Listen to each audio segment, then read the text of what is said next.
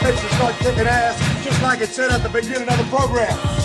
Man of the hour, tower of tower, too sweet to be sour. Sending your ass on the jabroni jet to the other side of the territory, brother. The Alabama Hammer. Nightmares are the best part of my day. The goods from the wood. Hot damn!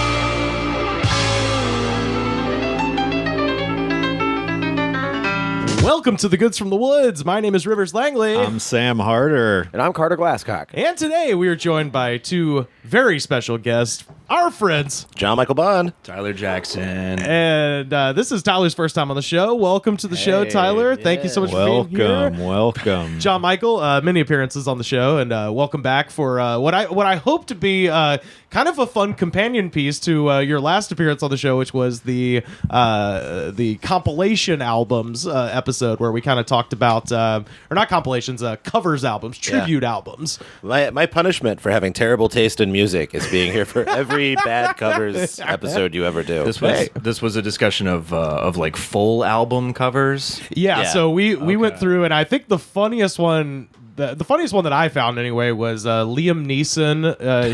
Liam Neeson's appearance on a Van Morrison covers album, where he's like, And all, the time walk to going to Coney Island, I'm thinking, wouldn't it be great if it was like this all the time? it's the greatest place in the world. Like he's just, and None of what you said to describe it was. oh, it's fucking hilarious. And the sad part was we put that out. We were like, oh man, that's hilarious. Liam Neeson, what a funny guy. And then like a week later, he had his weird thing where he's like, I was just looking for any black guy to fight him. Yeah. You know, that weird thing he did. Where he started covering David Duke. Yeah. Yeah. His lesser known, but much more troubling work. Yeah. But yeah, this is going to be sort of a companion piece to this episode, and of course, we're going to give full credit here to one of our great listeners. Shout out to Scott at Azalin Rex. He actually is the one who suggested that we do, in the spirit of that tribute albums episode, and in the spirit of our butt rock gauntlet, this is going to be a covers gauntlet. Fuck you, Scott. No, I think he wanted this. You asked for this, Scott. Frankly, I'm very happy about this. Oh, I am too. Thank you, Scott. Scott, this is like one of the best gifts you could have possibly given us for the new year, because what a great idea. So we're going to be very much in the spirit of the butt rock gauntlet, going to be running down and trying to find the worst covers ever. And if for some reason this is the first episode of the show you've ever listened to, welcome.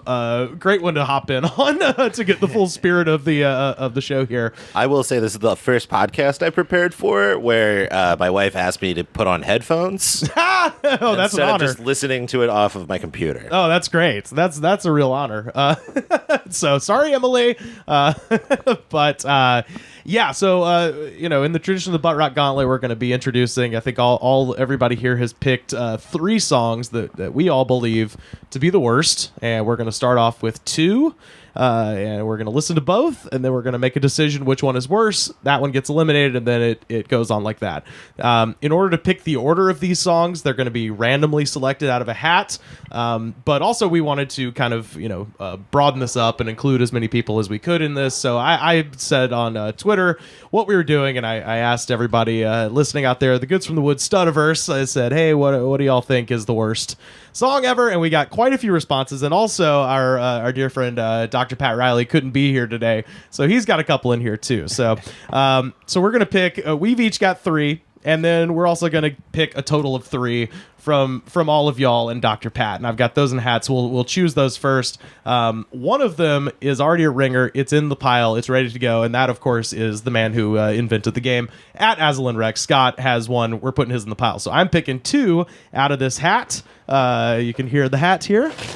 Oh, it's an actual hat. Mine in there already. Oh yeah. Just out of curiosity, before we start, does anyone have a record? What is a good cover? Because I think to say what a bad cover is, we should establish what a good cover absolutely. I think you should stick to what the original song was in some way, but also add your own twist to it. Yeah. Okay. I personally, and this is the hack answer, and I don't care. All Along the Watchtower by Jimi Hendrix. It's a reinterpretation of Bob Dylan's, but it sticks to the original. Starts off with some acoustic stuff, a little bit of a nod to Dylan's past, but then opens up into a thing that not only transforms the work, but makes it unmistakably Hendrix and a fucking classic. Good covers get called reinterpretations. Yeah, sure. They don't get called covers. Yeah, yeah, exactly. One of my favorites of all time is Devo's version of Satisfaction. Oh, there you go. Yeah. Can't get no satisfaction. I can't get me no. Oh, yeah. That's a great one. I like Orgy's cover of Blue Monday. Ooh. That's not a bad one. Because I fingered someone once to it. It's not super. Question, how did it feel? How does it feel? I had a great time with the fingering. I think the bad part of covers is when they try to take two way different kinds of music. Like, I hate to use the word genres, but two different kinds of genres of music, like completely different ones, and try to smash them together. I think it's like whenever like it fits the person who's covering the song, if it fits in their story of like their like musical journey, man. Like say like for instance like Jeff Buckley's Hallelujah. Okay, you know what yeah, I mean? sure. Like it's like him exercising his life out of his body, if you want to look at it that way. Yeah, yeah. I always thought the irony was that it appeared on Leonard Cohen's album, Take Off Your Boots Before You Swim. The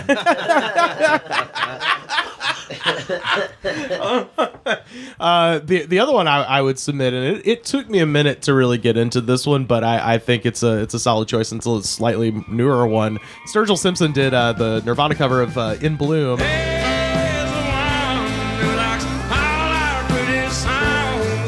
It turns that song into an Otis Redding song, which I like. He did that other great cover too on Meta Modern Sounds. It's like that Britpop song. Oh yeah, What yeah. fuck is it?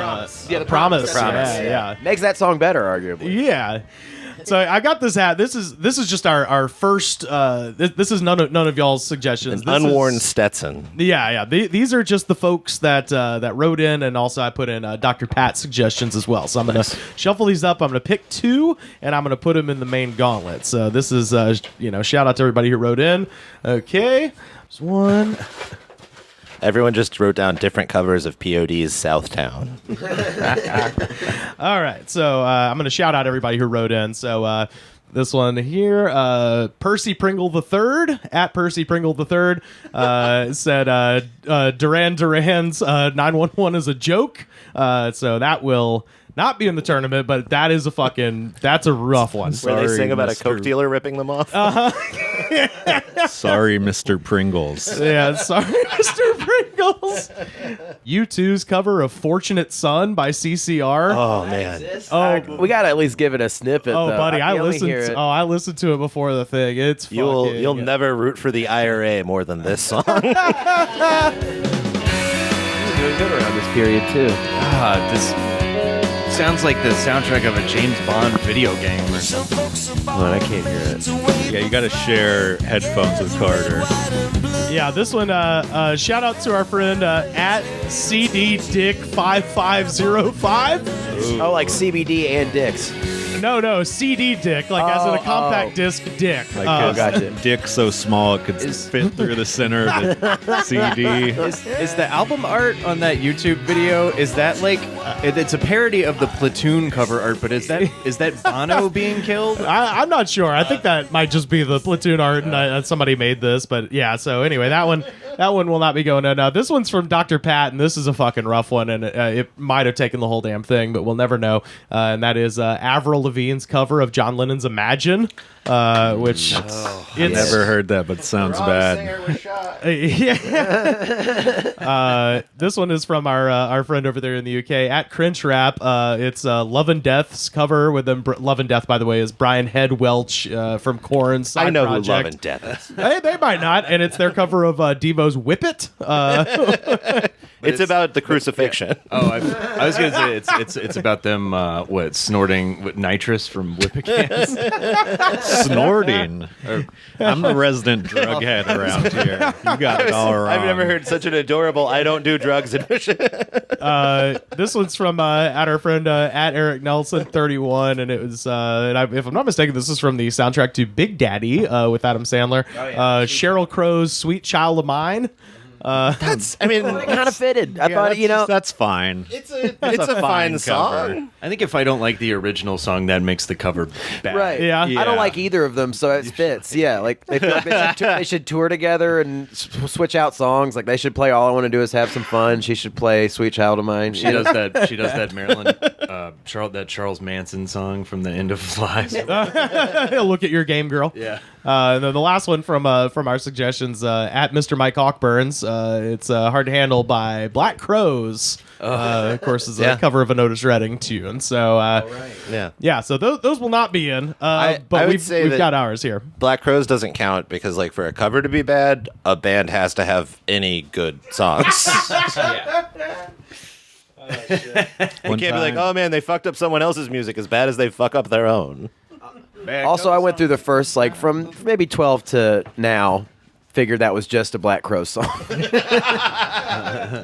One time I was in a restaurant and the singer of the Black Crows was there. Mind you, I don't know anything about the Black Crows. I didn't even know this was the singer.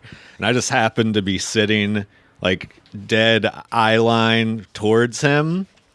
And he definitely kept giving me a look like, quit fucking staring at me. Well, you do I also know. look like a Black Crows fan. Yeah, but I didn't know who the fuck he was, and he kept giving me this look like, man, I know you recognize me. Quit fucking staring. And it made him seem like a douchebag. Because later somebody else came up to me at the restaurant and was like, that's the Black Crowes singer. I love that none of us have said his name once. I don't fucking, like I said, I don't George? Chris Robinson. know. I don't know anything about the band. I know the what was it the that actress who was in those movies with Gwyneth Paltrow. Kate Hudson. Yeah, the other one. she was married to Chris. That is everything I know about Kate Hudson and the Black Crows. I listened to they had the Black Crowes drummer on WTF once, and he was like What? Yeah, because he's like, apparently he like, I don't know what the fuck else. He's like a media mogul. I don't know what the fuck that even means. But he's just like, yeah, man, it's crazy, man. We were like opening for the Stones and shit, and I mean, they had a whole limo parade, man. I mean, it was nuts. And that's all I know about the Black Crowes is that their drummer is there, and he's like, Chris Robinson's a huge asshole. It's always bands like that have a guy who's like, no, you might overdose. Yeah, It's just a crime. Accountability. So we have all of the entries are in the hat. We're going to be voting for the one that's the worst, right? And that's that's the one that continues. That's on the to one that next continues round? on. So this God, is Gauntlet. So we're gonna play two, and then all you guys have to determine is which one is the worst. So and we've got an odd number of people here, so hopefully there won't be too much tie breaking or none of that shit. Normally we run the Butt Rock Gauntlet because this is, we call it Dr. Pat's Psycho Circus. So he just comes in with a bunch of shit. This one I kind of wanted to source out to everybody, and so that way feel free to vote for your own. But anyway, And I will. and by the way, everybody here sort of had their own sort of rules they might have implanted. The only like rule, and there isn't any in here, but just anybody listening that might be wondering, Nothing racist. well, I saw one. All right. You got one in I'll there. see you guys later. Yeah, there's one in there that where a white guy does drop the N-bomb. I saw that, but anyway, Madonna's. Madonna, how dare you? But yeah, the one like thing I said was basically She says it with a British accent. It's okay. it has to be. It's got to be an official release. So that means the two that I thought of immediately, I had to disqualify, which were Celine Dion and Anastasia doing a cover of You Shook Me All Night Long by AC/DC. So I disqualified that one because it was just on a VH1 Divas special. Okay. I bet that's a favorite of her performing in Vegas is busting that one out. Yeah. And not record it, but do it live. The other one, and don't worry because I'm pretty sure this artist is in this hat, and that would be Limp Bizkit doing their cover of Prince's 1999 at MTV New Year's Eve 1999. Yeah. That is fucking awful. Music's own Y2K. Yeah, it really is. But Will we see more of Limp Bizkit? Methinks so. I bet we will. All right, so let's pull the first two. All right. A bad song and one I'll passionately defend. All right. I'm gonna get these. I'm gonna get these queued up here. Oh boy, we're starting off really really bad with this. So our first matchup, this one is, and I remember when this came out. This was definitely on 93.9 Tiger FM, always alternative, and that is of course Dynamite Hack's cover of. Fuck whoever put this in. It was me. This is a great. No, it's not. Except for the N-bomb. This is of course an easy tune, and it's being covered by white guys. I gotta get drunk before the day begins. Before my mother starts bitching about my friends. All right, here it comes. About to go and damn near went blind. On the path. Whoa! Edited version. Oh, I played the radio edit. Good for me. I like that you denied all credit. No, I really didn't. I was ready to absorb the hit of playing the real version of this. I'm sure the actual producer can like mute right at that. No, not the version on YouTube. Here we go. Then I let the Alpine play. I was pumping new shit by NWA. It was gangsta at the top of the list. Then I played This my is- own okay, shit. I this went song is something used- like this. Okay, let me Yeah. explain why this song is bad. It started like earlier. I was saying I want to put this in for cultural significance. This started the trend of white people playing rap songs on acoustic guitar, which is a fucking bane on society It's to the this worst day. part of YouTube. Yeah, it's fucking horrible. And this also, Jason Mraz. yeah, this also pains me to say because I love this album. Dynamite Hack's a good band.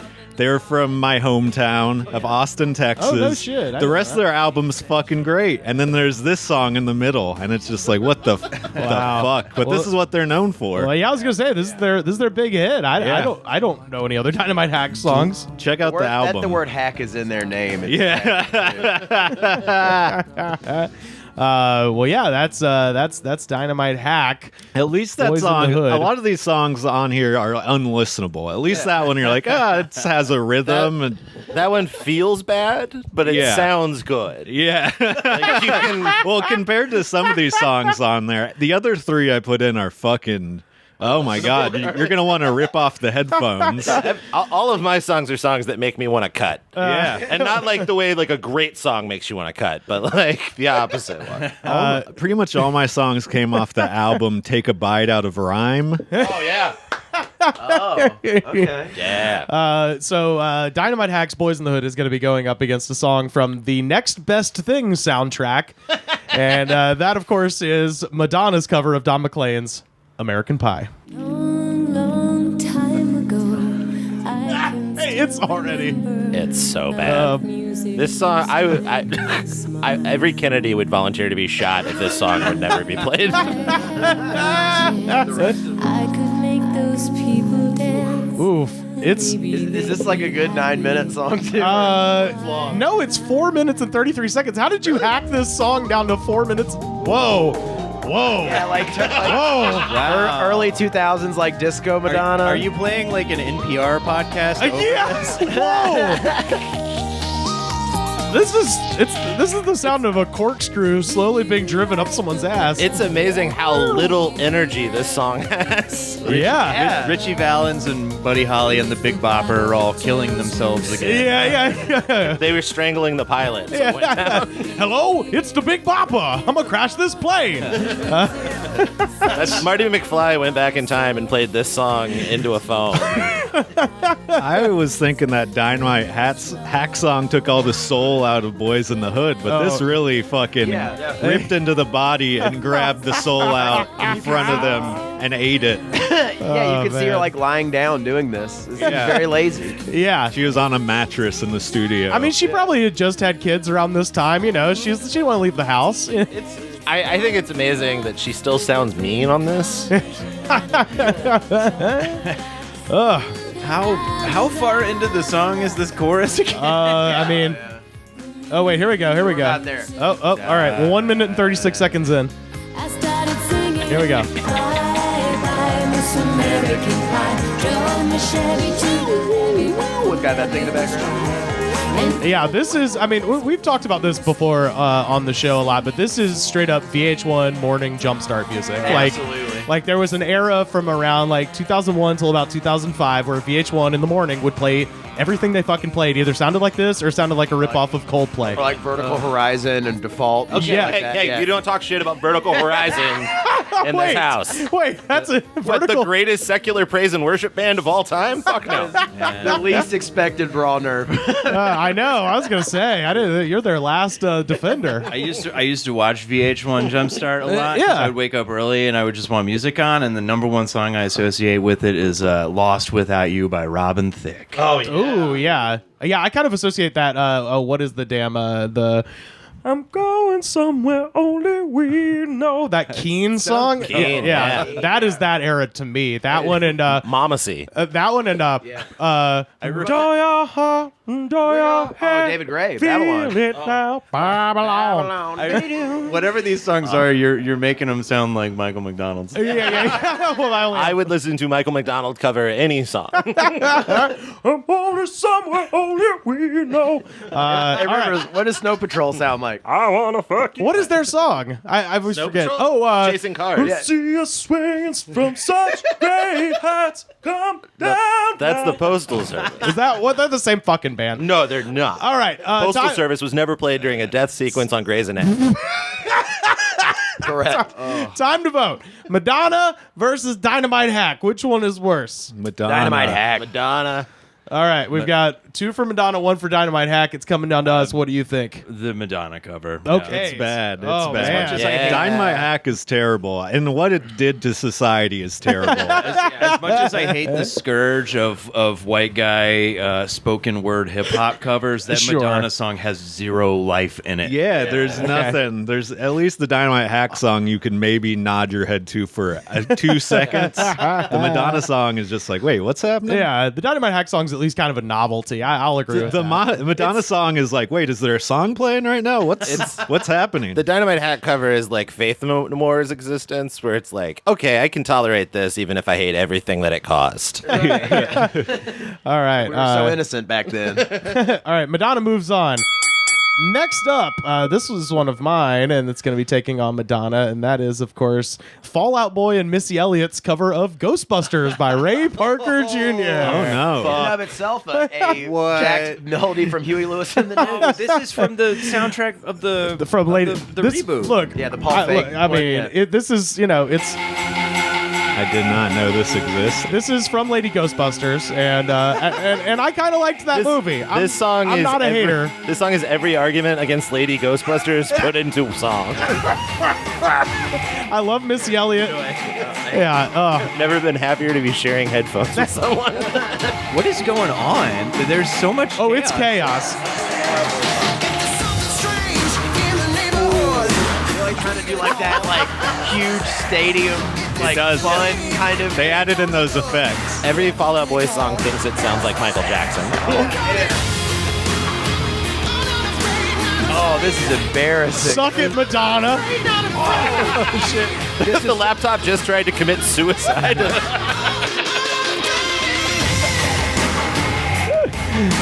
Yeah. So, this is Lady. I feel bad for Missy Elliott. Fall Out Boy is the worst. But Missy Elliott should know better. It sounds like one of the fake songs from Popstar.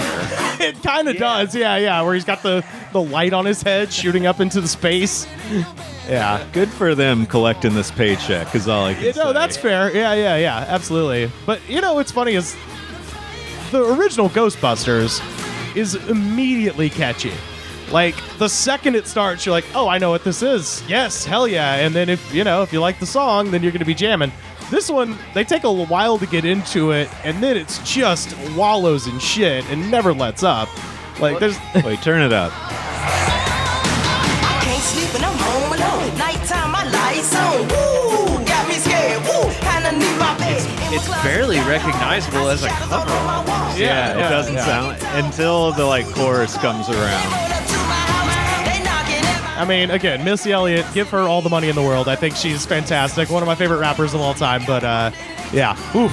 I'm a defender of terrible music. Oh, And yeah. the fact that I still find this to be a war crime is remarkable. All right. It's So also a signifier of all that terrible, like, child's choir, like, Who let the dogs out? Like every trailer. First off, I love the ominous cover of Who Let the Dogs Out. I thought it helped the Devil Inside trailer a lot. All right, so we got a lot to get through. So here we go. Fall Out Boy or Madonna? Fall Out Boy. Oh man, fuck. That's really hard. I'm gonna withhold mine till the end because one of mine's involved in the scuffle. I could probably listen to the end of that Madonna song. I couldn't do the rest. I finished the Madonna song. Yeah. That Fall Out Boy song is like that. I can't put into words. How I usually judge these by if a song was playing, would you want to walk out of the room? And Fall Out Boy is definitely Madonna. It would just be background. Madonna music. is Fall Out Boy. I would walk out of the room, and I don't care if they saw me as I walked out of the room. the Madonna would go well being piped into the dressing room of a Sears or a JCPenney. Yeah, I can finish putting on a pair of duck heads to that. Yeah. What you think, Tyler? God, that I gotta go Fall Out Boy. I think. Wow. All right. They took out everything good about the original Ghostbusters song and just left in like it's a husk. It's a mummy. It's not fun at all. A song shouldn't make you want the singer to be a ghost. all they left behind was like the words "Who you gonna call?" Yeah. That's like all that's left of Ray Parker. Oh. Then Missy drops some hot 16s. I believe Rage Against the Machine works in some reference to Godzilla in their song "No Shelter," which was on the Godzilla soundtrack. Godzilla, real motherfucking killer. Yeah, that's right. Yeah. Turn your eyes to the real killer, I think, or something like that. Godzilla, pure motherfucking filler. Get your eyes off the real killer. Godzilla is capitalism. Yeah, it's right. Yeah. Matthew Broderick. I want to hear Tom Morello explain that shit on his masterclass guitar thing. Revolution is guitar strings and also money. It is Turn Your Eyes to the Real Killer. That's right, yeah. But I can't remember. It was like Godzilla, real motherfucking thriller. Turn Your Eyes to the Real Killer or something. Yeah. And you can see Zach De La Rocha be like, I don't know, man. I got to stand for something. Yeah. All right, so Fall Out Boy advances, but they have a heady challenger in this next one. Off discussed, but here it is. This is like a cliche bad cover. It is. almost. It is cliche, but I mean, let us not forget. I think I know. This is fucking horrifying, and is it is, this? of course, Limp Bizkit's cover of "Behind Blue Eyes," Oh, man.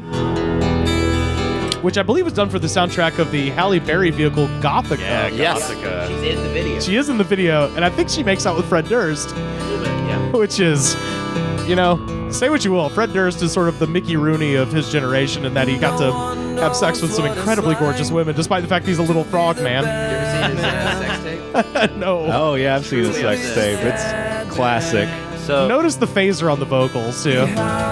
the year this song came out, I was living in an apartment where one of the apartments in the complex, just like one single room with a shower that 8 migrant workers lived in, and they were great dudes. But when they left, they're like, "Fuck you" to the landlord. Was they put a CD single of this song in a boombox, turned it up as loud as they could, hit repeat, hit play, and then just left. And this song played for a day and a half straight. Oh my blasting God. into our apartment before the landlord broke into the house to turn it off. Yeah. And I will forever want to beat Fred Durst to death with a pipe for creating this song. Oh, wow. That's a good revenge. Yeah, a that's great pretty good. revenge. Yeah, I wasn't the guy fucking over their financial situation. This is the best part of this song is that in the Who song it actually turns into a rock and roll song, and in this one, interesting choice to not do that. Yeah, to not rock. They fought the urge to rock. I think people have always been like, what would Fred Durst sound like as Brian Eno? I blame you. Music for airports in Florida. This is the sound of your flight being delayed for another day. St. Elmo's fireball shots, 2 for $5. I think it's like because they didn't have a full-on acoustic song. Limp Bizkit did. Like this was their first full-on acoustic song. Oh, yeah. And they butcher a classic. Yeah. This is the subtitle of this song is "Quick, turn towards those towers." All right, so Behind Blue Eyes versus Fall Out Boy's Ghostbusters. Fuck. That song fits so well into Limp Bizkit's narrative because it was like all about him, and it was all about like him Getting to being make like, out with Halle Berry. yeah, everyone doesn't understand what it's like to be me. Like that was his whole thing. Oh yeah. And the Fall Out Boy song is just a soulless paycheck. I really think Fred Durst like had the feels while he was making that piece of dog shit. Oh yeah, So I'm they gonna- thought it was going to be good. Which is like Fred Durst's entire career is like, I'm a loser from Florida and nobody likes me. And then he just became a rich loser from Florida. And somehow we were supposed to have more empathy for him. Yeah, this is around the time he got on Zanga too, I think, which was really funny. It's like, now he's on Cameo. So. Is he? Oh, please let that be true. God, someone get that for my birthday. I will lose it. That's fucking great. Please let him be on Cameo. What do you think, Tyler? Oh man, I as much as I hate Fred Durst, like man, it's so hard being me moment. I gotta go Fall Out Boy. That cover is unlistenable. Sam, what do you Yeah, think? sonically, the Fall Out Boy song is worse. Yeah. Wow. All right, so I'm of two minds. One is that Behind Blue Eyes by Limp Bizkit is in the top 5 worst songs ever recorded. Wow. Okay. Okay. And the other, like, that Fall Out Boy song is a crime. But but here's the thing. At least technically Fall not Out a Boy was trying to do, like, if you fuck up real bad and you're trying to do something different, I think that at least goes more in your favor than if you're Fred Durst on ketamine going like, this is going to be the song that makes me an artist. So I'm still going with Behind Blue Eyes over this. Wow. Okay. I got into that point. Like this, Behind Blue Eyes is like the new Cats. You know what I mean? Where it's Yeah. Check out our Patreon last week. We saw Cats. it's like the new Cats in that it's like it's so direct and like pointed in how horrible it is. Like the Fall Out Boy song is a fucking nightmare because it's all over the place and it's unlistenable. But you can get a fucking laugh out of listening Behind Blue Eyes by Limp Bizkit. Fall Out Boy's song sounds like a stroke, and Limp Bizkit's song sounds like someone really believing in what they're doing.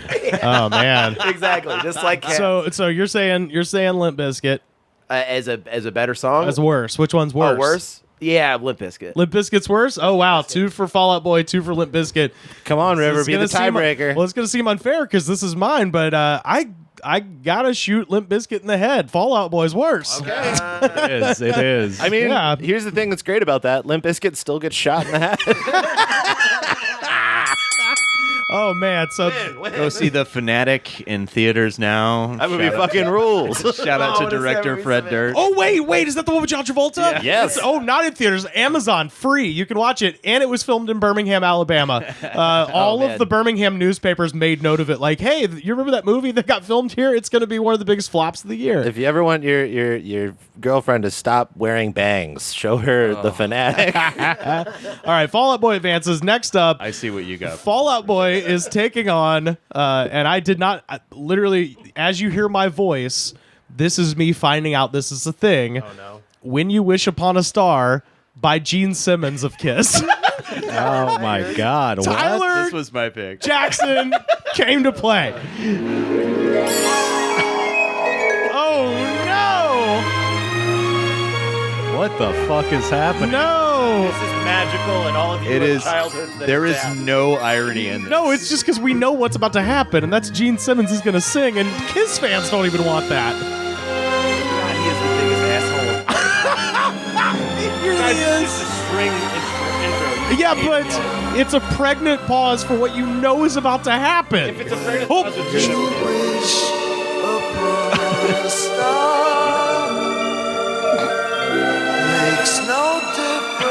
His voice is better than I thought it was going to be. Why did he do this? All right, but here's, if anyone but Gene Simmons was singing, would you be mad? I just Are you mad because this is bad, or are you mad because Gene Simmons is a dick? That's the I thing think about it. it's the If you just second one. if you just heard this, you'd be like, okay, whatever. If this was just on the Wonderful World of Disney, you would be like, you know what?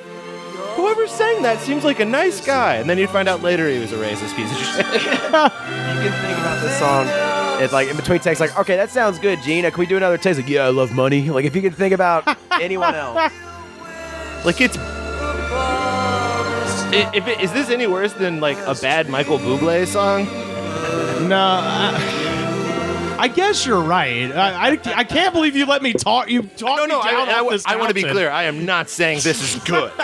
I'm just saying if we're talking about like Khmer Rouge war crime songs, Yeah. Sonically, the song is not bad. Does it rock? would at any Reagan point, use Tyler? credit to get this off? I don't think so. It doesn't rock. This song It's can't just a rock. straight up. Well, I could But see, it doesn't try to rock. But I could see maybe it finishing "Your dreams come true" and then him stopping and then bam, bam, bam, they call me Dr. Love. That would be amazing. That would make it the Something. best cover.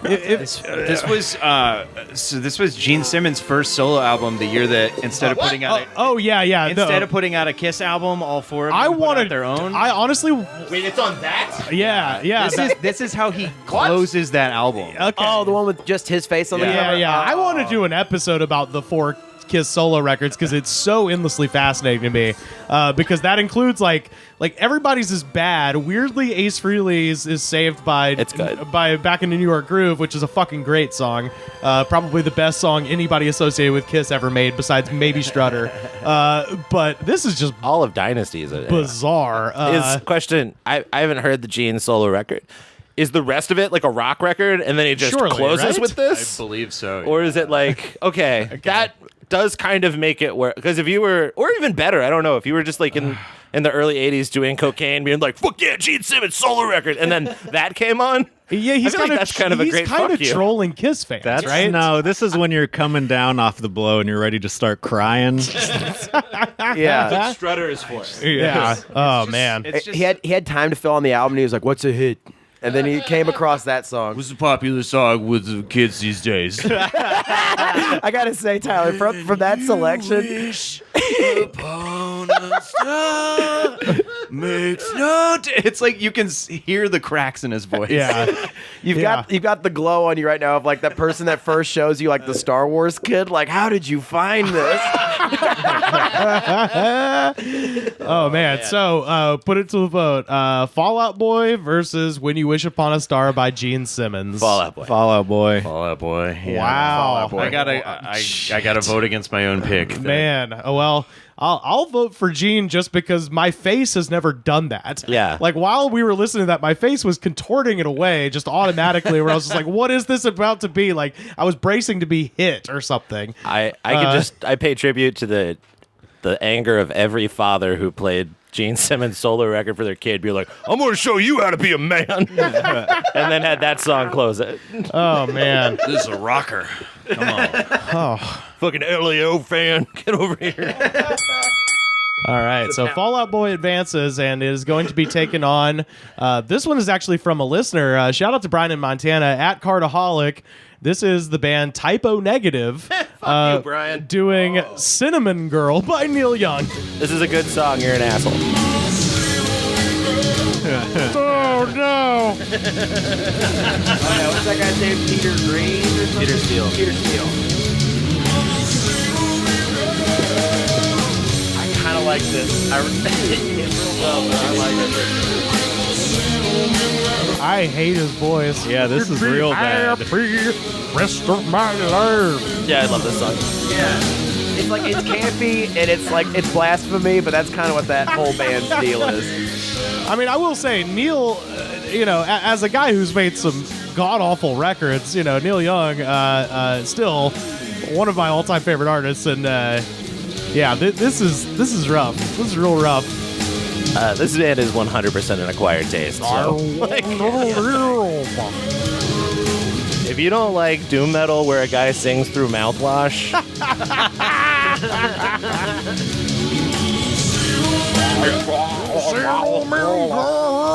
Yeah, I got some like biker gothy vibes in the band. Yeah. oh yeah.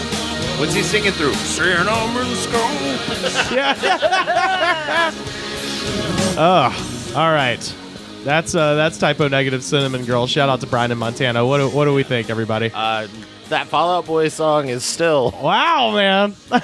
I don't know. I switched. Typo Negative. Yeah? I'm going Typo Negative. I It's gotta real go bad. Fall Out Boy still. I think it would help if I had heard the original Cinnamon Girl by Neil Young. Well, check out Everybody Knows This Is Nowhere. It's a good record. What do you think, Carter? Still gotta go Fall Out. Wow. Do you have that from the other episode? That beginning of that Fall Out Boy song that made us cringe a lot. Oh, what song was that? Is it the one where they steal the Where Monsters is theme? Your boy tonight? Oh, Grand Theft Autumn. Grand Theft Autumn. A song that is still not as embarrassing as the Ghostbusters song. No, I don't know. This song's pretty embarrassing. It's just that part. Oh no, the opening of this song is real cringe. It's real super cringe. Yeah. Where is your boy tonight? I hope he is a gentleman. That's all we get. That's all I can do. All right, Fall Out Imagine Boy. them playing that at a basement show, y'all. Wow. That's what was happening. All right. Fall Out Boy advances, and they are going to be taking on Driver. And this is Driver's cover of Grandmaster Flash and the Furious Five. I wish it was Adam Driver's band. White Lines, parentheses, don't do it. And this is from the compilation Take a Bite Out of Rhyme. Interesting. Who put this one in This there? is me. Oh, okay. That's Loud. That's That's what- Loud Records that did Take a Bite Out of Rhyme. I don't know. Here we go.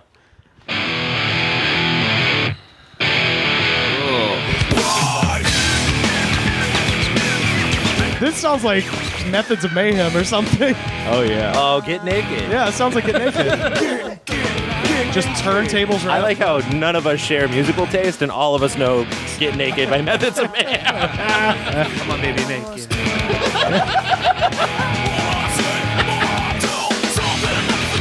By the way, I should say White Lines by Grandmaster Flash and the Furious Five is my favorite old school hip hop song. Like, you It's know, a great song. It's a fantastic song. it's This is hard for me to shit on because it just sounds like so much of that era. Wow, they really transformed this, huh? God, I listen to so much shitty new metal that all I can think about is all the songs that this sounds like it's ripping off. Get Loose, Primer 55.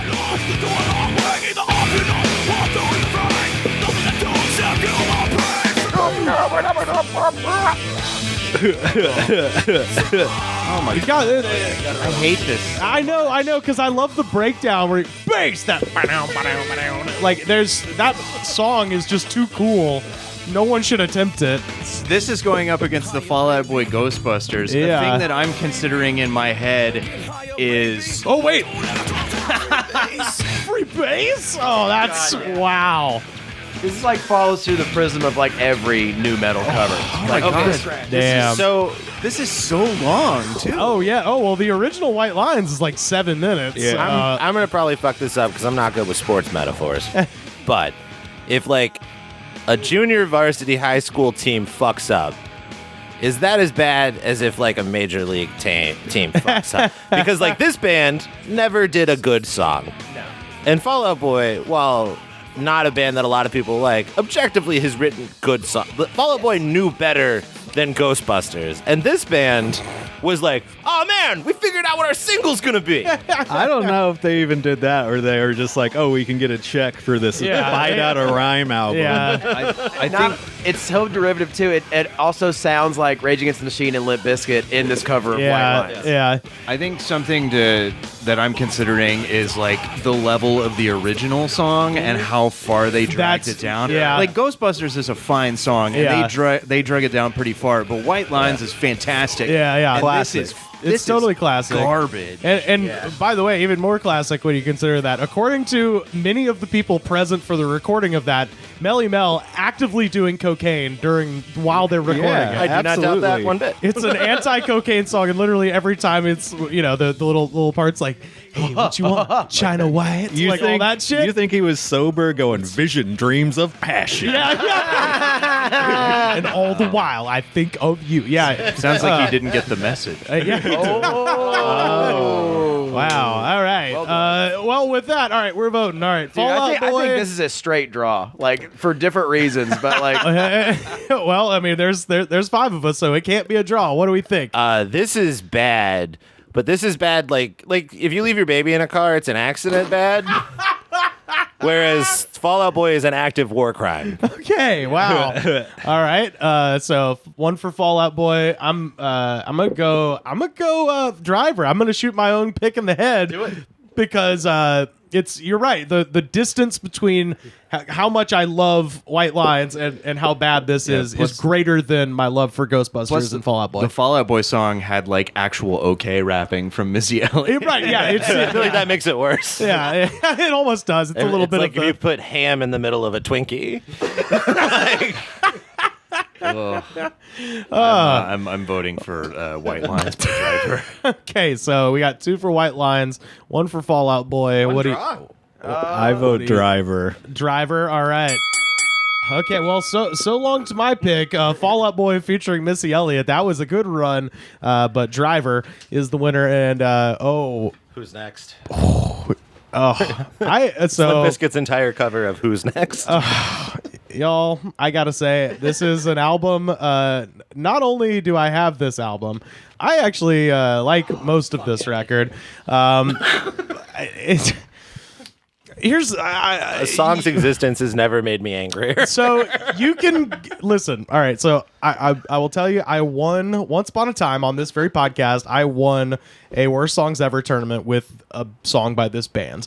I try to not weaponize my knowledge of jam band music as often as I do on this show. Just know that the way Pat could kill everybody with butt rock, I could do it with some jam band stuff, and it's rare that I get to pull out my, if you've seen the film Anchorman, this is my Sex Panther perfume that I'm going to unleash on everybody, which is from the 1998 record Hampton Comes Alive by Vermont's favorite band, Fish, and this is their cover of Will Smith's Getting Jiggy With It. I love this song. I would say that weaponizing... The Fish version? No, the original. Yeah, I do too. I would say weaponizing jam bands is so much worse than butt rock because jam band songs are like 12 minutes long. Yeah. And this is an official release, by the way. This is on a 6-album or 6 CD collection called Hampton Comes Alive. Isn't Getting Jiggy With It just stealing part of a Stevie Wonder song? That's Will Smith's entire solo. Yeah. Well, that's Wild Wild West is But isn't this also...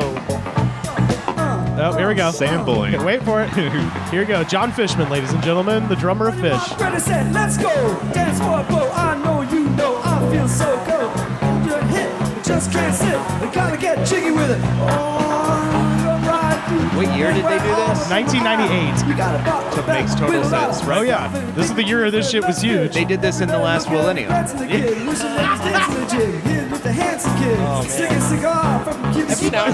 Every now and then you hear music like this, and you're like, America needed 9/11. Wait, listen. We needed this dark. He just kind of sputters out at one point. But we styles all in it. Get jiggy with it. This sounds like a dad making fun of rap music to his kids. Yeah, it does. Get jiggy with it. Get jiggy with it. Dehydrated and on ecstasy.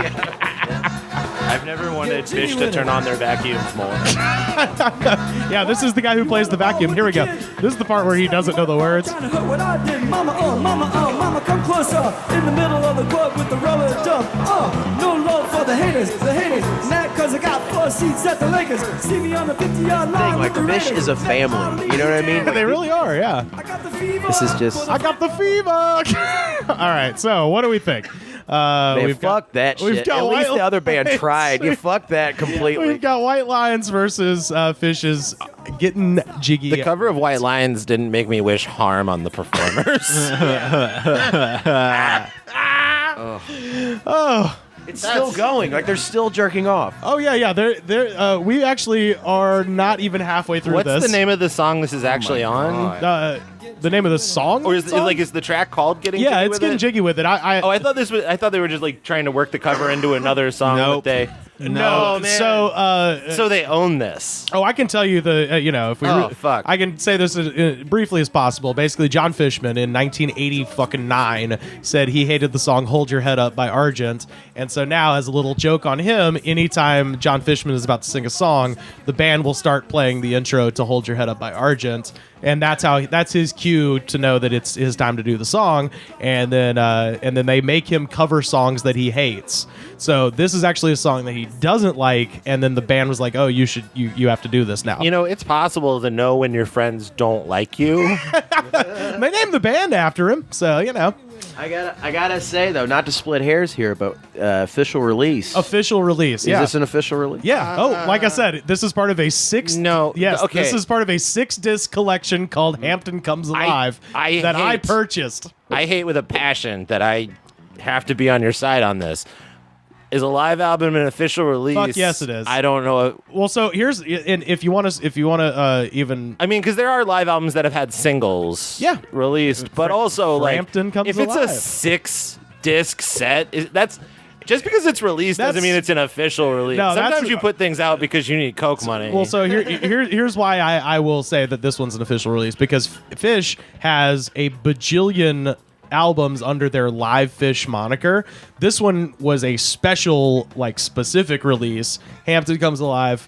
Anybody who's listening who's a Fish fan will back me up on this. This is as official a Fish live release as exists. Besides, the other three would be a live one, and Slip, Stitch, and Pass, and Hampton Comes Alive. Those are the three official Fish releases live. I think they could all own up to murdering Jimmy Hoffa in the middle of this, and no one would catch it. You know what I mean? Like, this is just lost in the sauce. I listened to this whole thing. I've listened to all 6 discs of this. I am I'm a hardcore. What's wrong with you? I don't know. Thank you. I was trying to think of a nice way to say that. Hey man, I ain't the one who said Fall Boy did good songs. I mean, I can appreciate someone's objective songwriting versus this. Yeah, that's fair. All right, so what's worse, Driver or Getting Jiggy With It by Fish? God, I'm so torn because this shouldn't count as an official song, but this. It's a I would consider letting someone drown if this was never released. I'm gonna go with Fish, begrudgingly. What you think, Carter? This is just them jerking off. I'm going to go with Driver. Driver is that stands in an embarrassment to time. Tyler. I gotta go Driver. Okay. All right, Sam. What do we think? I'm really at a toss up here. Yeah. It's really you could almost flip a coin on this one. Yeah. This song sucks, but the Driver song really is just holy fucking shit. Yeah. I mean, the Driver song, they're invested in it, which almost makes it worse. This is just like Fish doing a goof. They know they're fucking around. Yeah. I have to go with Driver. Wow, they took down. I mean, that was. Driver goes on because that's not an official song. No, it's an official song. If it's an album that I bought with money, it's official. Yeah, it was almost $100. That means it's definitely not an official song. If you had to pay $100 to see Fish alone in your room, I don't think that's true. I bought it, but I bought it at a yard sale. It's no big deal. So it was $300 in stores. All right, so. So driver moves on. Ooh, boy. And I think this is another Sam one. Cottonmouth Kings. Oh man. And it is their cover of Mind Playing Tricks by the Ghetto Boys. This sucks because it's like having to decide between my favorite children. These I was gonna say mine. now we got Sam on Sam violence here. Yeah, it's 420. Yeah, it's always 420 with Cottonmouth Kings. At night I can't sleep. I toss and turn. Chronic sticks in the door. Visits upon me. This sounds like ICP. Well, they sound like that anyway. This is very on brand for them, though. You know. The problem is it the worst cover of all time if it just sounds like a normal Cottonmouth King song? Because by that logic, every Cottonmouth King song is the worst cover of all time. Yeah. It's just a bad cover of They Cottonmouth changed King. words to the song to be about smoking weed, which is either good or bad depending on how you look at it. Wow. Yeah. I'm so torn because I love Ghetto Boys, and if they were really influenced by them, someone from this band would have been shot by now. Yeah. Yeah, I wish one of these guys shot themselves in the eye. They're like, we don't have a midget, but our drummer's like 5'3". Wow. Stared at my girl on the corner. It's fucked up when my mind's playing tricks on her. Oh boy. That's so fucking. Yeah, that's pretty bad, man. I love the Ghetto Boys too, but I'm playing tricks on her. Yeah, another this is two classic rap songs, like truly classic rap songs. Yeah, Also, like, Mind Playing Tricks on Me is such a sinister song. Yeah. To begin with, the fact that they were like, "Yeah, I'm going to Spencer's for some rolling papers." I got visions of bongs getting burned. it's really like, because Driver's sort of, new metal, butt rock a little bit, and this is like, You know, this is like white people trying to do Cypress Hill, sort of, a little bit. Are the Cottonmouth Kings people of color? No, not at all. No, I'm looking at... I was like, maybe there's like a Puerto I'm Rican pretty in the sure band. they're all white. Yeah, there might be one or two non-white members. The only Cottonmouth King song I know is there was like Suburban Life. Well, no, back in the MySpace days, there was this kid who was at this party one time and he was like, "Yeah, I'm on MySpace," and he was like trying to give himself dreads, but he was in that like state, and I ended up looking him up, and as soon as you'd pull up MySpace and there would be a song playing. Yeah. His was the Cottonmouth Kings, the "Smoke weed for the rest of my life," like that song. They had a single that was on like the Scream 2 soundtrack, and the chorus was like, "Suburban life ain't what it seems. Suburban life, the American dream." And it's the worst song ever. Social commentary. It's really hard when I'm riding on my two-wheeler. Like it's Jesus. my mom grounded me and took my allowance. Oh, man. All right. So we got Cottonmouth Kings, Mind Playing Tricks versus Driver, White Lines. Cottonmouth Kings.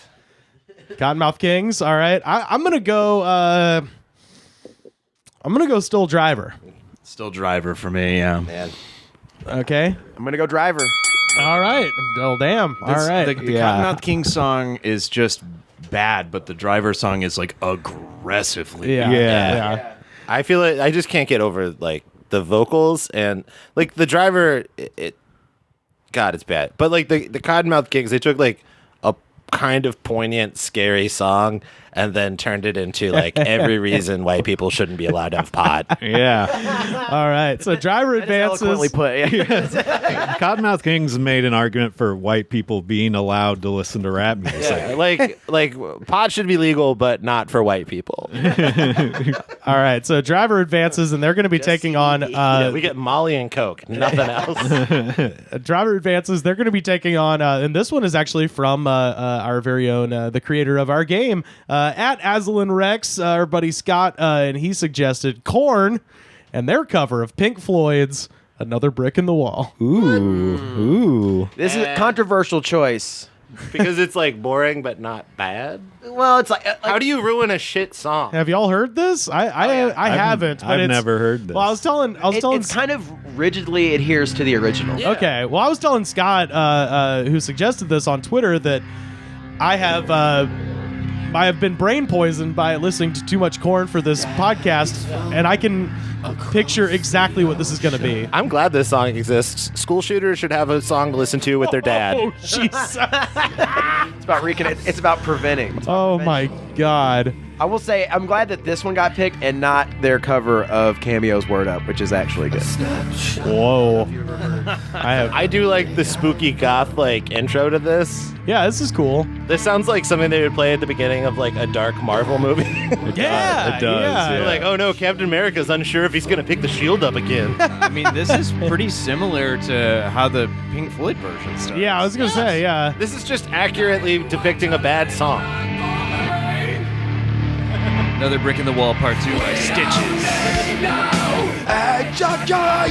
this is exactly what I thought it would sound like, and it's kind of good.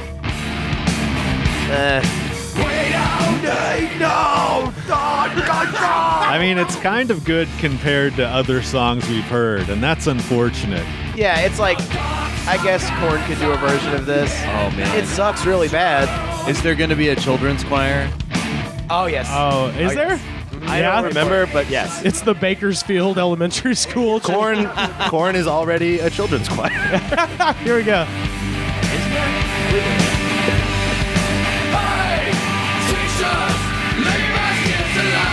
not. Oh man, this is. Is it bad or is it just Korn? Like it. I like Korn, and I hate when they do like overly produced shit. See, but, I hate the monster that I've become. I love this. Isn't that a Korn lyric? It is now. They like. Oh, here we go. The child's choir. Oh, dude, I Garen, goddamn to you, it's like Bakersfield Elementary School or something. All the goth kids Yeah. in Bakersfield. So that kind of fits in with their narrative of like we were led astray by the Bakersfield. This is cool. They kind of steal the guitar riff from Unsane, Scattered, Smothered, and Covered. Alright. I kind of get some goosebumps where it's like, leave us, kids! And then like he does that kind of cool riff. Yeah, I might be alone here. I love the original, and I also love that song too. Sorry, Scott. I'm We voting- like this We song. like this song. I'm voting for Driver because no one in Driver has the name Head. They completely dropped the lead guitar from that song. It was just all like the chunk. Korn is just four Oh, well, I bass bet players. if we fade it up now, they're probably on the solo. Oh, never mind. Korn is just Dude, multiple bass players. Fucking Head can handle that. Head can for sure handle that part. Well, there's just like the none of the 26 strings. Yeah, 26 strings between them. like Yeah, I there's didn't. none of that. I didn't realize that until now. Wait. There it is. Yeah, just very faithful. This is dope. I don't give a shit. I love this. Fuck you, Post Scott. David Silvera, like the original drummer. The new What's guy. that? Is this post? Is this like their new drummer? I don't know if I can get that specific with you on Korn, but The dude's holding it down, is what I'm saying. it's good. He's holding it down. It's good. Sushi mogul David. David Sedaris. Can we get a little snippet of that Driver again as like a control? Bass.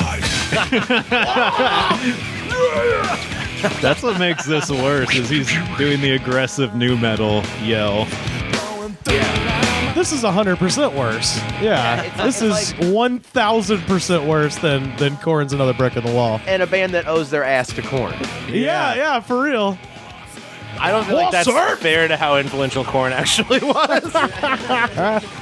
Okay. Yeah. Okay. So I'm saying Driver is still worse. Driver's worse. Driver. All right, unanimous. All right. Sorry, Scott. Thank you for coming. I love that the best part of this is Driver's going to be thrilled that we talked about them so much. Oh yeah, absolutely. Motion they've gotten in years. Is there another Driver song on Spotify? Like, is it just that one, or is their album on there? Oh, I don't know. It'll be called something like Too Thick to the Bone or some shit. All right. Blue Monday, there's a Stitches. So Fuck You, Stitches is also a good song. It's a good song. So this one. Candy Ass is a good new metal record. I'll die on this. This one is I believe this is a Carter suggestion, and it is of course a cover of The Cure's song "Love Song," done by 311. I already hate how they reggae it up. Ugh. God, 51st Date soundtrack. Is that right? Why do you have to pick a song that's good? Because the song is good, and I hate 311. That's why.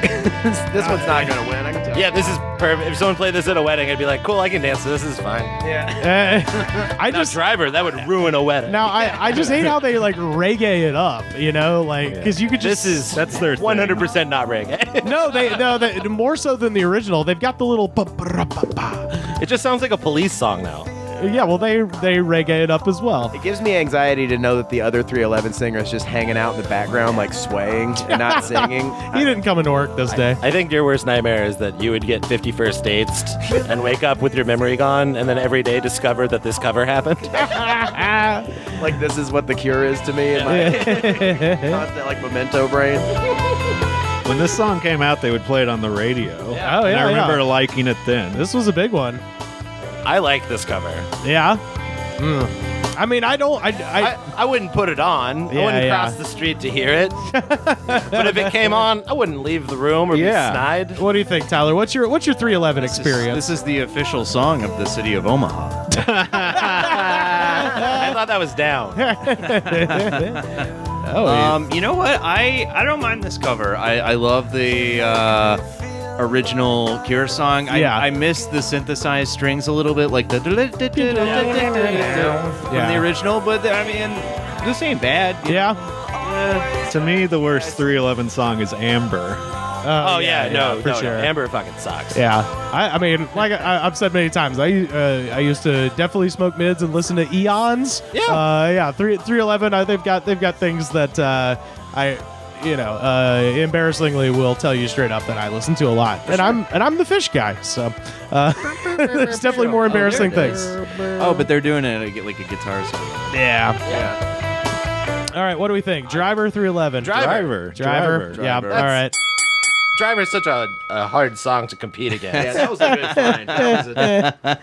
Oh man! I just like we're like driver, and I just wanted to be like, oh, by the way, Carter, go fuck yourself. With that pick, you can. No. You're out of the I'm competition. gonna go downstairs. I'm gonna hang out in my room. I'll see you guys. Have fun with your little podcast thing or whatever the fuck. If there's anybody who wants to romantically pursue Carter, just know he doesn't believe in love or tenderness. So up next, Also, I have no genitals. up next, and I don't know this band, but I believe this is a JMB pick. Falling in Reverse, Gangsta's Paradise. This is musical cancer. Whoa! Whoa, whoa, whoa. Whoa. Oh man, fuck this song. As I walk through the valley of the shadow of death, I take a look at my life. Yeah, that's bad. There's nothing left. It sucks already. Even my mama thinks that my mind is gone. This wins. This fucking wins, dude. Like in terms of sheer cringe. This guy is like an emo metalcore David Lee Roth who also raps on his solo records and is he killed a guy when he was like 19. He killed a guy. Was it with this song? He took the CD and broke it in half and stabbed the guy in the neck. If Lost Prophets music sounded like the Sinner's Crimes, it would be this song.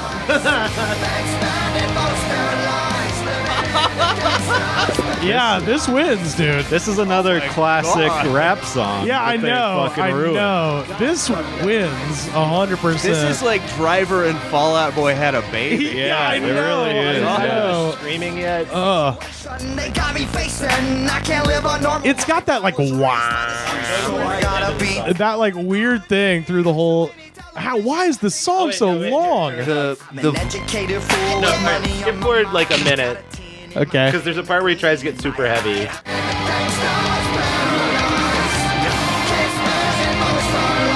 Okay, I like the guitar. I mean, I don't know. Money and the power. He sounds like MC Chris. Why is he does, rapping like yeah. this? What's going on in the kitchen? Whoa! Whoa! I took a turn there. I don't have headphones on, but I can see everyone's face when the. Yeah. Oh my God! Yeah, mercy! This wins. Monstering. Damn. All right, Sorry, driver. Driver, you lose. I don't know. now. Let's go around. All right, Falling in Reverse, one for me. Yeah, falling in reverse. Tyler, that's The vocal delivery in that song was like the musical version of when a comedian is like, anybody else fucked up in the mind, like anybody else twisted. Yeah. so that's a that's. Oh god, That's what for is Falling in Reverse? Falling Yes, in Reverse. absolutely. Yes, Falling in Reverse. It's the shot of life this show needed, and it's it is a treat. And Man. yeah, boy, when that guy yelled, my asshole sewed itself shut. Oh wow. And then the song kept feeding you. and feed me. This song is so bad. Like it almost transcends terrible to become art. Like I feel like to fuck up a song this badly, you have to be kind of a genius. But like for evil, it's Absolutely. it's Man. goddamn atrocious. All right. Well, man, congrats to Driver. What a good long run. But this one is good. This is the one to beat, I think, everybody. And, Ronnie Radke. buddy, we're gonna try. I don't know exactly who put this one in here. Yeah, how are you gonna ether that? Come on, guys. I mean, let's see. So this is, I believe, from the soundtrack of a little Netflix film called The Dirt, and this is Motley Crue's version of Like a Virgin. Vince Neil's singing voice now is the funniest shit. Wow. I love when a song sounds like Weird Al making fun of it. It really does sound like Weird Al. It does sound so much like a surgeon. It does. It sounds like a cover band of Motley Crue. It's interesting. It doesn't even sound like them. It sounds like a bad We Want to Be. Oh, here we go. Here we go. Under the crimes of Vince Neil, this goes underneath killing the drummer from NOA Rocks.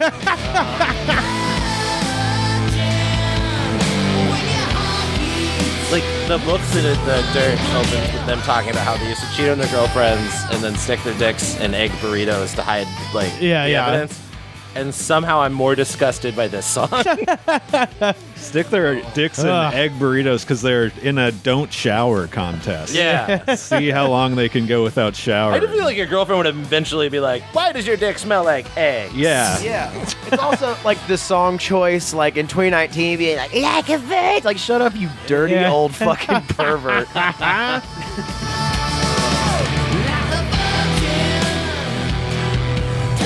I hate You could tell when Tommy Lee's like, I don't want to play drums to this. Yeah, I like that they've kind of got a synth line going a little bit over the whole thing. I mean, not that I like it, but I've taken note.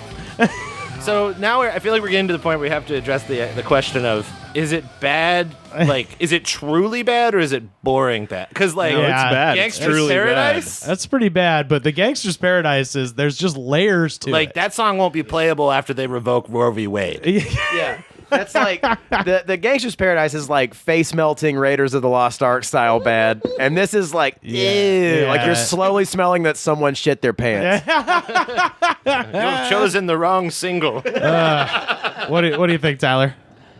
I gotta stick with Gangster's Paradise. Sticking with the Gangster's Paradise? What do you think, Sam? I would vote Motley Crue here. If Wow, it mattered. okay, I know okay. it doesn't, but Okay. Motley Crue All is right. really Gangster's Paradise. Gangster's Paradise? It's the Motley Crue is just like, I'm gonna say that I think hair metal is bad, and so that's just like, I'm like, yeah, this sounds like typical hair metal. I think you also have to ask the question, would the band's fan base recognize it as bad? Yeah, And like, I feel like Motley Crue fans would just be like, fuck yeah, like a virgin, where even whoever likes Falling in Reverse would be like, yeah, no, not this, not this. I don't know. If you like that this. band, you've loved shit. So What do you think, Carter? But it is my pick, but I'm gonna go with Gangster's Paradise. That was unprecedented levels of awful.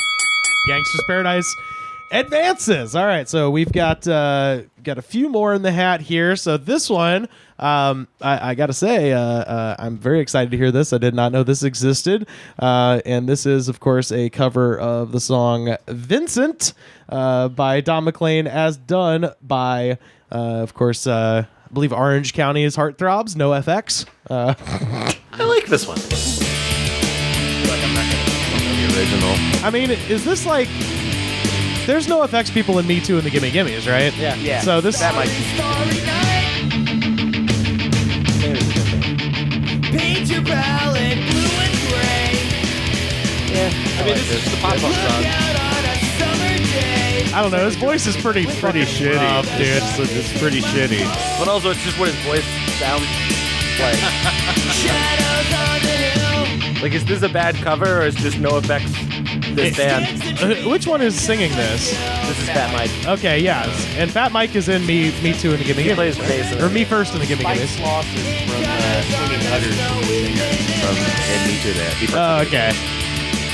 And he's got the voice of it. Yeah, he can actually sing. This was one of my picks, just This is Tyler's pick, right? because I hate the Don McLean song. Yeah. Yeah. I hate No Effects. The two of them put together, like, I respect and appreciate all of that, but can we get a taster's choice on Gangster's Paradise real quick? Oh, yeah. Let's see. I mean, Gangsters. Yeah, it's clearly worse Gangster's than this. Paradise This is just way a bad better. pop punk Tyler, song. is it? This might be your 311 love song, I think. I'll go fuck myself. Okay, now in comparison, Go downstairs and play Goldeneye with me. Come on. I'm just going to go to the heavy part. Let me get that one more time. I mean, I have a feeling we're going to be hearing this again at the end.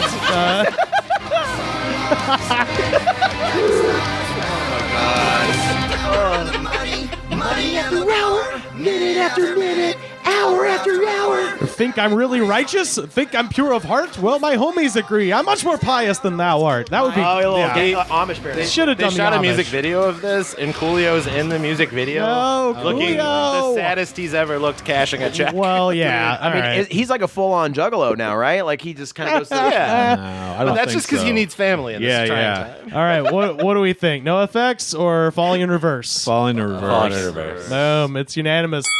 All right, we're getting down to the nitty gritty here. I believe this is also a Tyler suggestion and going to be probably the most controversial. I would think of these, and this is Nobody's going to vote for it. Madonna covering Screwdriver. and this is, of course, any Kevin Arnold fans out there. This is, of course, the theme to the Wonder Years. And honestly, I think Tyler just resents the idea his parents ever had sex. Why? Why did you bring me? this is Joe Cockers with a little help from my friends. This is the sound of your parents having a tantric orgasm. My reasoning with this is that this cover is so popular, and it's just inexplicable to me that this song is so popular. Yeah, because I think this is a terrible cover. I think as compared to the Beatles, you like the Beatles version? Yeah, so much better. Yeah. Though. You have these beautiful pipes. What would you do if I sang out of tune? I love it. He does sound kind of like someone doing a bad Michael McDonald impression. Well, Michael McDonald, if anything, is doing a bad Joe Cocker impression. Or a great Joe. Or a great Joe Cocker impression. Yeah, he As compared to predates. Ringo's, like, what do I do at the end of? Like it's got like a cold and. Although it's missing like the Lennon parts. Where, are you sad because you're on your? Yeah. We're Like, that part's basically. great. Like, I love that in every like actual Lennon McCartney, collaboration, there has to be a point where John Lennon is making fun of Paul McCartney, and that is in that one. Where, yeah. I think that like Joe Cocker is the weakest vocalist on this song, but the backup vocals are so good that I'm just think like he's fucking great, classic. man. I like the song, but like the backups are so powerful. It's like I do not love these like weird Phil Spector girl group. Yeah, I think my favorite Joe Cocker just anything is that when they booked him for Woodstock and he showed up, they were expecting like a black guy, and then it was like a weird troll-looking English dude showed up, and they're like, "Wait, who are you?" It's like, "Oh, I'm Joe Cocker, mate." I think this is a fun song to watch dads get drunk to, but I'm going to say that I agree with Tyler that the Beatles version is superior. Now, can we go from that to the breakdown from Gangster's Paradise? No. We've got to save the Gangster's Paradise for the end because I have a feeling I might know where this contest is going. I had to include that as one of my picks out of principle. I respect the principle. Oh man! All right, so we got a few more here. Okay, so this one comes to us actually from our friend Dr. Pat, who couldn't be here today, but it is Kevin Rowland of Dexy's Midnight Runners doing "The Greatest Love of All" by Whitney Houston. This sounds like the benediction at my Nana's funeral. This is the guy from Dexy's Midnight Runner, by the way. So he's attempting to sing a pretty difficult song to sing. So this should They be. did Come on, Eileen, right? Yeah. It's the greatest love of all, bruv, innit? Oh man, there's so much intro. This is similar to the Gene Simmons thing where I'm just like, what is this about to be? It's so traditional that it's leaving me wondering. I mean, my instinct is to say this is about to be Well, some, there's no way it can be as good as one of the greatest vocalists of our generation. I believe the children are our future. Teach them well and let them lead the way. Show them all the beauty that they possess inside. Give them a second chance and make it easier. This feels like a Simpsons bit. Yeah, it does. Remind us how we used to be. Is he gonna sing? Everybody's searching for a hero. No, I think he's just gonna talk. Everybody's free to wear sunscreen. Ladies and gentlemen of the class of '99. Wow, Can you skip towards the middle to see if he ever starts singing? I mean, we're almost in the middle. Let's see. I decided long ago I didn't want to walk in anyone's shadow. If I fail, I think it'd be as bad if he had just done this the whole time. I mean, this is kind of cool. as I believe, no Do you remember?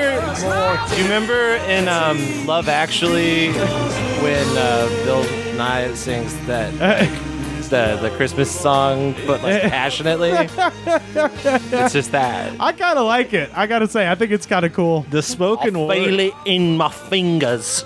At least I feel it in my bones. It came around when he started singing. When it was just the spoken word, it was just like, whoa, what the fuck is happening? I wonder what the fuck he was going through. Yeah. During the spoken word part. I don't know. At least I still got my bleeding dignity. Got more dignity.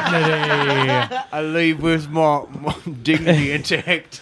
Oh man. I didn't do a mole right. version of Gangster's Paradise now, did I? All right, what do we think? Gangsta's Paradise or Greatest Love of All? Gangster's Paradise. Gangster's Paradise. Gangster's Paradise. Yeah, I was gonna say Boom. Greatest Love when they're still just doing spoken word. Yeah, when he but was rapping. once he started singing, I was like, yeah, this is You were okay. only supposed to speak the bloody intro. So we got two more in the hat. So this is one that I think Carter got. I think this is a Carter selection, and this is rough.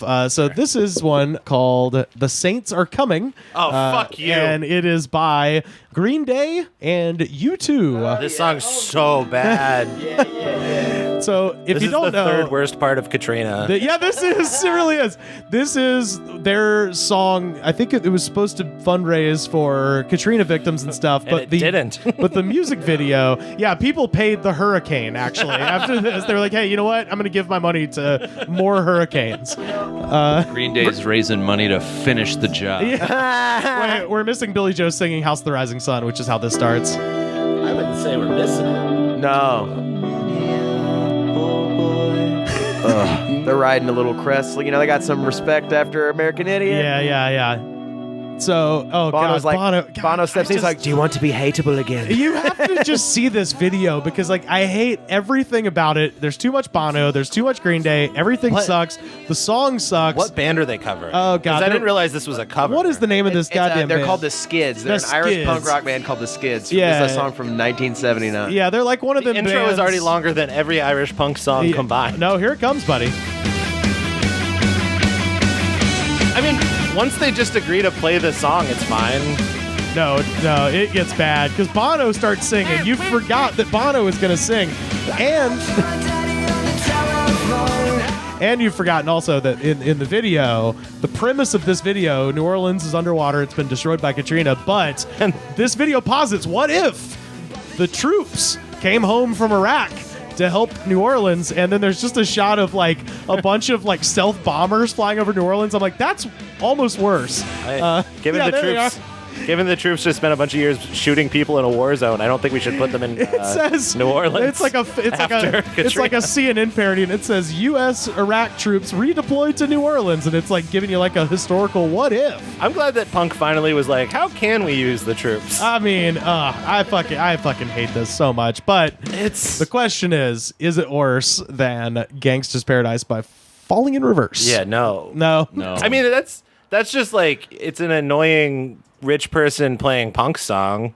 Yeah. Like no one with $1 million should be allowed to play punk. Period. But like it's not really any worse than any latter day Green Day to me. Yeah. So that's I think that's unanimous. And yeah. they gave probably some royalties to a bunch of Irish, like some kids in an Irish punk band. So like they actually helped somebody while making Katrina somehow worse. Yeah. The Gangsta's Paradise is a testament to some people on the show doing research, and I appreciate Yeah, I mean, you know, Gangsta's Paradise is a testament to the only thing I picked up when I wrote about music. and I want to come back to this song at some point down the road, and we might have to do it soon because current events are begging for it. I want to do a whole bush rock episode, like just like starting at 9/11 and then going through like 2006 or so, and this would probably that would be the cap on that. Anna looks so excited. Can't we ever listen to good music on this show? I mean, we could. Who wants to listen to that? Yeah. Man, this song rules. Yeah, it rules. All right, so this last one, and I'm glad this just by happenstance tended to be the last. And look, I will full credit to Pat. Pat pulled this card during the Butt Rock Gauntlet, and I didn't want to even return to this poisoned well It's necessarily. cheating. This is cheating right But here. this was so extra, like Yeah, that's crazy, true. where I was like, I'm going to have to do it again. And that is a cover of Blink-182's All the Small Things by the damn Kids Bop Kids. Which, and by the way, it's been pointed out that the person singing this song does sound very similar to comedian, voice actor, podcast host Tom Sharpling.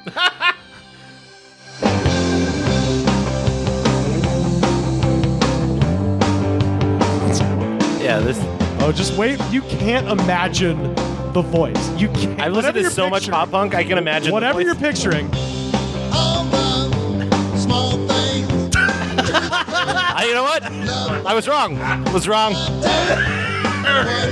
This sounds like the guy who didn't get the job singing in Smash Mouth.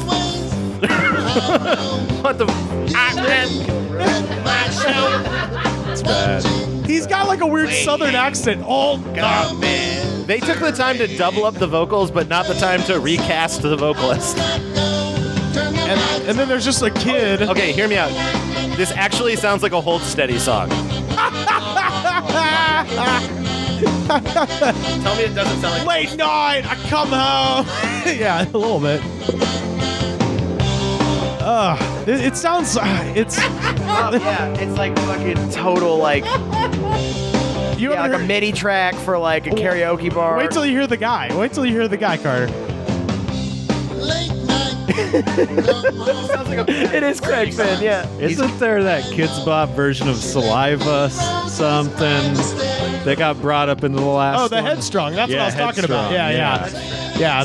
Pat brought that up, but I think this is fucking worse. The worst Kid Bop cover is Dance Dance by Fall Out Boy, where they get kids singing about notches on their bedposts. Whoa, Jesus Christ! As a to bring back this metaphor, like if Cats is Gangsta's Paradise, right?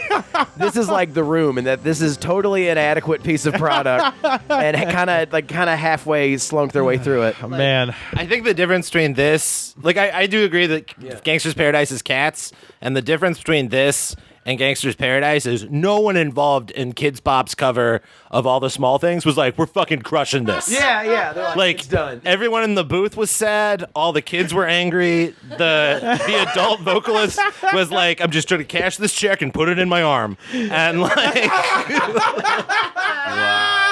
everyone on Gangsta's Paradise was like, we are gonna fucking crush this song. All right. So with the drummer covered Gangsta's Paradise and he played with his eyes closed because he was so proud of what he did. Oh yeah. So with that in mind, final decision here, y'all. Falling in reverse, Gangsta's Paradise versus the Kids Bop Kids.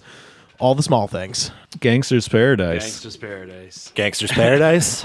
It's Gangsta's Paradise. It's unanimous, everybody. God damn it. I do love the Hold Steady cover of All the Small Things.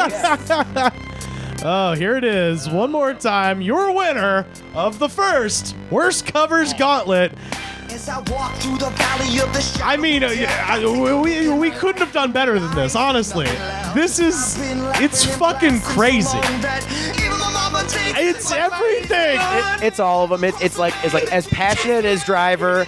It's like as cringy as like the Fall Out Boy song. It's all of them in one. It's and a great song choice from like that was like 20 motherfucking years ago. It's awful. I love it. Yeah. Jesus. Oh. Every annoying like music trend Shoot from this that time when it straight was into my recorded. fucking veins. It's the winner. It's the GOAT. This is the kind of song you could only cover if you had the confidence for a face tattoo. Yeah, hell yeah. Oh my God. Oh, somebody. Thank you. A damn cough drop. Somebody handed me. This gauntlet nearly killed me. Wow. Okay. So this is a brain herder. This is a brain herder. Jesus Christ. All right. So that's that is the damn. That's the damn winner. Jesus. Okay. So let's get to plugs. Thank you so much for listening. Thanks for everybody who sent in a worst cover. We're gonna have to do this again because god damn, this was great.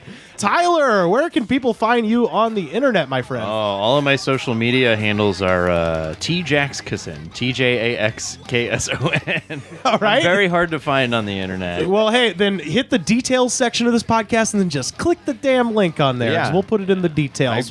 I got some projects that are easier to find. And you have a very fun show called The Late Breakfast. Yeah, people, latelatebreakfast.com. People can go to that for future dates across the country. In multiple cities, too. Yeah, which Chicago, L.A. We're going to be in San Francisco soon. Yeah, y'all are doing Sketchfest, right? Yeah, Sketchfest. Fucking A, man. And then I got a podcast about bad video games called Game Flop. Ooh, I bet. Check that out. Oh, I guarantee you our listeners would enjoy that. Yeah, check out Game Flop. That's on Spotify, gamefloppod.com. Oh, that's so cool, man. Hell yeah. Well, thank you so much for being on the show. We're sorry we did this to you. No.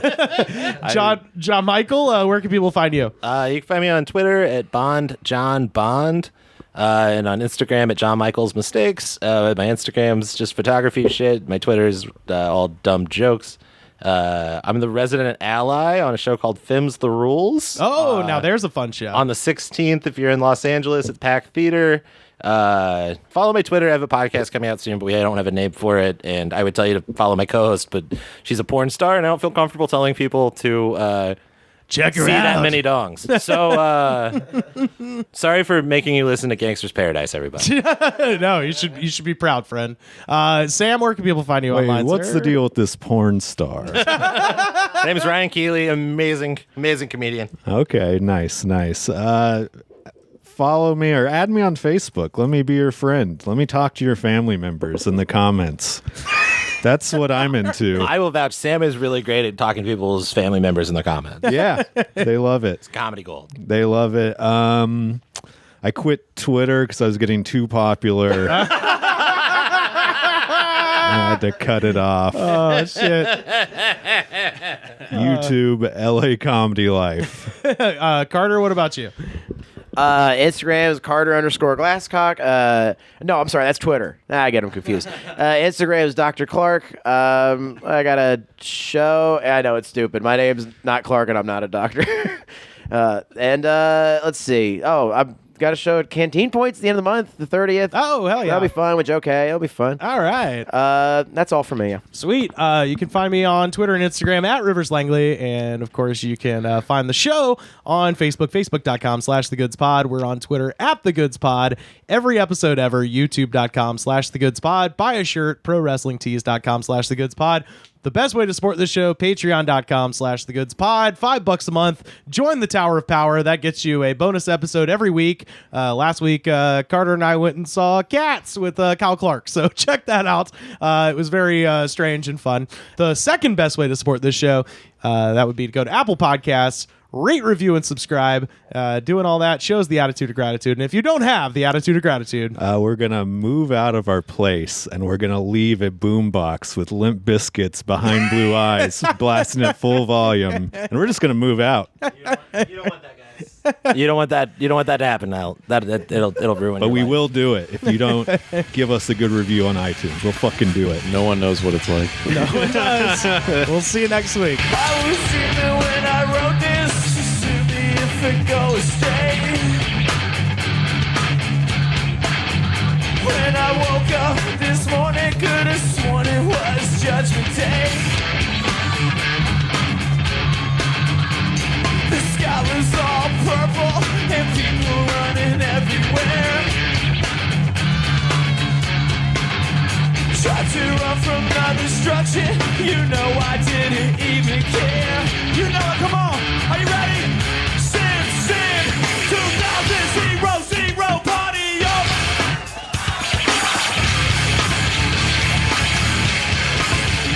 Cause tonight we gonna party like it's 1999. All right, hold up, everybody. We've got Patreon shout-outs for the week. We've got some brand new patrons over at patreon.com/thegoodspod. $5 a month. Join the Tower of Power. That gets you a bonus episode every week and a shout-out on this very show, like what's about to happen now. And we are so thrilled, so honored. We missed the holiday season by this much, but it's okay. He is the star of one of the most iconic holiday movies of all time, and he has also somehow managed to transcend the veil of death and come back to us, and that is acclaimed American actor Jimmy Stewart is here to read the names. Jimmy, how you doing? Yeah. Well, thank you, Rivers. Yeah, I appreciate that, and all that. That's a grand introduction. Yeah. Hey, nothing short of grand for the man who shot Liberty Valance. Well, yeah. It's not quite the introduction of one Johnny Ford would allow me back in the day. But yeah. Well, let's get to these names. Yeah, we got some good names on the list there. These are all of our brand new patrons, here comes your shout outs, everybody. Yeah, we got Brian Augustus. Oh, our dear friend down there in New Orleans. I've met Brian personally. He came out to a show I was on earlier last year. Good dude. Good dude. Lovely town. Yeah. When I was down there, I got chlamydia. Yeah. What were you? I think it was on a piece of shrimp. Or wait, maybe it was all the prostitutes I was having sex with. That's probably more likely. No, Rivers, could you do me a kindness? Could you do me a favor? Could you read that second name for me? Oh, I believe that's Baxa. Craig Baxa. Craig Baxa. Yeah. Maybe Baxa. Yeah. Maybe he's a boxer. I've never played a boxer in my day. I was going to ask, have you played boxers before? I always play the little guy. Play the guy who's been beaten down, you see. Usually very sweaty. Very sweaty. Yeah. My hair everywhere. But never a boxer. No. I have a frail temperament. Also, I've been dead for 30 years. 40 years. Who's counting? You've been dead since 1998, sir. 1998. Yeah. Oh, Third Eye Blind. That was the year of Third Eye Blind. It was a shame you missed their second album. I think I heard their first record and it blew me away. Blew me off that old Mortal Coil. Oh, yeah. Oof, that's rough. Yeah, Mr. Smith Goes to Heaven that year. Oh, it's true. Well, that would be the case if it weren't for all those New Orleans prostitutes. Caught me somewhere in purgatory, way up there in the great beyond, right up there. Yeah. We also got Kyle Schlosser and Micah Kottner. Is also a patron of this radio show. That's right, yeah. Everyone gather around the old radio and listen to the tales of cowboys and and aliens starring Harrison Ford. Yeah, Cowboys and Aliens. They make you watch that in purgatory constantly. I was going to ask, Aliens. did you get to see that movie? They play it on repeat in purgatory. Because it's kind of bad, but it's kind of good. It's a Jon Favreau movie. Yeah. He's kind of bad. He's kind of good too. But I'm getting ahead of myself. We got Will LeBon. We got Grace C. We got Roop Grove. Yeah, now that's a strange name. That's Roop Grove. That's a great name. Like Roop All. Yeah. RuPaul, I guess, was around in 1998. So sure, you'd be familiar with RuPaul. Yeah, she was there. And sure, and the group, the Spice Gals, they were around. They were a thrill. The Spice Dames. Yeah, the Spice Ladies. Yeah, they were a thrill, I tell you. Back in though they don't make them like they used to anymore. Who was your favorite Spice Girl? Oh, Sneezy. Definitely Sneezy. I too. We also got William Jacobs. That's a good American name. Mm-hmm. That's the kind of name that you go up to those guys in the Senate, they're not listening to the little guy. But then William Jacobs steps up there and says, "Hey, stop looking at all the porn I've been downloading on the internet." Man, how slow was downloading porn in 1998? Did you have like a Gateway 2000? Well, back in the 50s, we had to draw it. From memory, you see. We also got Michael Rivera. Oh, Michael Rivera. Sweet, innocent Michael Rivera. Then it seems we also have on this list, this esteemed list. We also have someone in the medical field. Oh, yeah. The Dr. DC podcast. Oh, shout out to the Dr. DC podcast up there in Whitehorse, Yukon. Now, Rivers, what is a podcast? It's like a old time radio show, but it happens on the Gateway 2000 computer. Yeah. That's out. Now, what in the jumping Jehoshaphat is a computer? I'm sure. I think 1998, you would have had access to a computer. I was very senile in those times. Very senile. What else happened in New Orleans? In New Orleans, well, you see, back then you could get drunk on the streets. You still get drunk on the streets. Yeah. Oh, that's interesting to know. That's interesting, yeah, because you could get drunk on the streets. You could proposition people for sex. You could gamble your entire life away there, and you know it was a different time. It was a different time. You could have diarrhea from sun up to sundown. It's still pretty much New Orleans now. It hasn't changed, has it? Hasn't changed at all. And neither have you, sir. You Oscar winner, national treasure, once and future dead man, Jimmy Stewart. Well, it's my pleasure, Rivers. Thank you so much. $5 a month, patreon.com/thegoodspod. Join the Tower of Power and get yourself a bonus episode of this show every week and your name shouted out by a celebrity.